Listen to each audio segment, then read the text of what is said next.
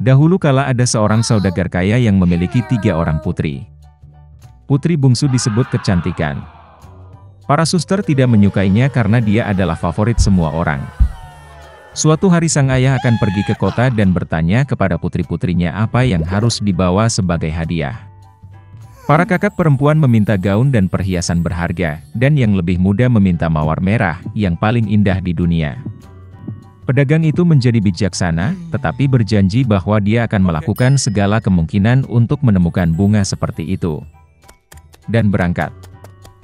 Sang ayah dengan cepat menemukan hadiah untuk anak perempuannya yang tertua, tetapi untuk yang termuda dia tidak dapat menemukannya.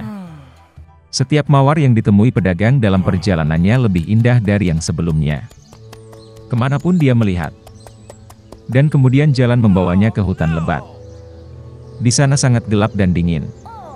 Tiba-tiba cahaya muncul di kejauhan. Mendekati, pedagang itu melihat sebuah kastil kuno yang besar, semuanya dari emas dan berlian. Memasuki gerbangnya, dia memasuki aula yang penuh dengan permata. Dia melihat bahwa ada meja di tengah aula, dan tidak ada piring di atasnya, dan semua piring terbuat dari perak dan emas. Tapi kastil itu kosong, tidak ada siapa-siapa. Pedagang itu mengira pemiliknya mungkin akan datang sebentar lagi. Dia menunggu 1, 2, 3 jam tidak ada yang muncul. Pedagang itu tidak bisa menahan diri dan duduk di meja. Setelah makan dari perut, orang tua itu berangkat. Mengemudi di sepanjang gang, pedagang itu melihat semak mawar dengan keindahan yang belum pernah terjadi sebelumnya, dan teringat permintaan putri bungsunya. Dia menyetir dan memetik mawar yang paling indah. Pada saat yang sama, kilat menyambar, guntur menyambar, terdengar suara gemuruh, dan bangkit, seolah-olah keluar dari tanah, di depan pedagang dan bukan binatang atau manusia, tetapi semacam monster, mengerikan dan berbulu. Terlalu marah pedagang itu memilih bunga favoritnya alih-alih berterima kasih kepada pemiliknya atas keramahannya. Orang tua itu sangat ketakutan, dan berkata bahwa dia akan melakukan apapun, selama dia tidak membunuhnya. Untuk pelanggaran seperti itu, binatang itu setuju untuk menikahi salah satu putrinya. Tapi hanya orang yang ingin datang sendiri, karena cintanya pada ayahnya. Dan jika tidak ada yang datang, maka pedagang itu mati. Orang tua itu berduka, dan memutuskan untuk pulang, untuk mengucapkan selamat tinggal kepada putrinya. Dia tidak ingin menyerahkan salah satu dari mereka untuk binatang buas. Aku naik kudaku dan pulang. Setelah bertemu dengan anak-anak, dia memberikan hadiah kepada semua orang, dan menceritakan tentang petualangannya. Para kakak perempuan menerkam yang lebih muda, kata mereka, itu salahnya, dia memesan bunga yang buruk, yang sekarang harus dibayar ayahnya dengan nyawanya. Kemana si cantik menjawab bahwa dia dengan senang hati akan pergi ke binatang buas itu, bukan ayahnya. Jadi, keesokan harinya, Beauty mulai berkembang. Kuda itu dengan cepat menemukan jalan kembali ke kastil. Memasuki aula, dia menemukan meja dengan anggur dan makanan lezat. Si cantik mengira binatang itu ingin memakannya, jadi dia memberinya makan.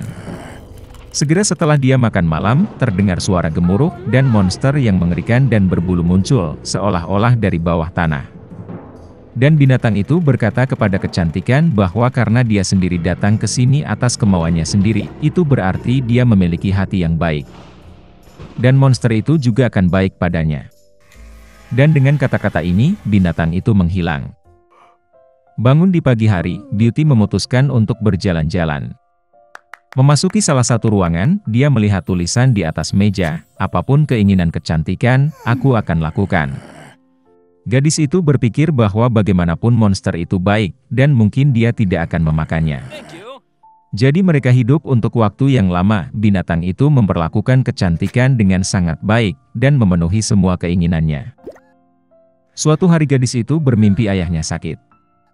Dia benar-benar ingin mengunjunginya. Si cantik menangis dengan air mata meminta Beast untuk melepaskannya, dan berjanji bahwa dia pasti akan kembali. Monster itu menjawab bahwa dia bebas, dan dapat kembali kapanpun dia mau. Keesokan harinya, si cantik mengenakan pakaian termahal dan pergi ke ayahnya.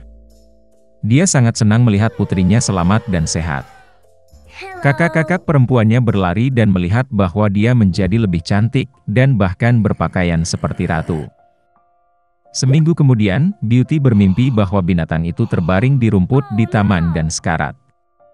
Dia terbangun dengan ketakutan dan memutuskan untuk segera kembali dan menyembuhkannya. Ketika gadis itu mendekati kastil, dia melihat tubuh Beast yang tak bernyawa di atas rumput. Hatinya hancur karena kasihan. Si cantik berlari ke arahnya dengan air mata, dan menciumnya. Dan pada saat yang sama petir menyambar, guntur menyambar, seluruh kastil diterangi dengan cahaya terang, dan musik dimainkan di mana-mana. Monster itu menghilang, dan sebagai gantinya pangeran yang paling menawan berbaring di atas rumput.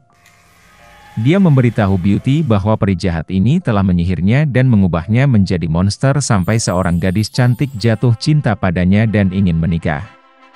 Si cantik memberinya tangannya, dan mereka pergi ke kastil. Keesokan harinya, kecantikan dan pangeran menikah dan sembuh dengan bahagia selamanya. Beginilah cara hati yang baik bisa mematahkan mantra jahat. Dahulu kala ada seorang gadis kecil yang baik. Dia manis kepada semua orang yang hanya melihatnya. Tapi dia adalah yang terindah dan tersayang dari semua neneknya, yang bahkan tidak tahu apa yang harus diberikan kepada cucu tercintanya. Suatu kali dia memberinya topi beludru merah. Dan karena topi ini sangat cocok untuknya, dan dia tidak ingin memakai apapun, mereka mulai memanggilnya Little Red Riding Hood. Suatu ketika ibunya meminta untuk membawakan sepotong kue dan sebotol anggur untuk neneknya.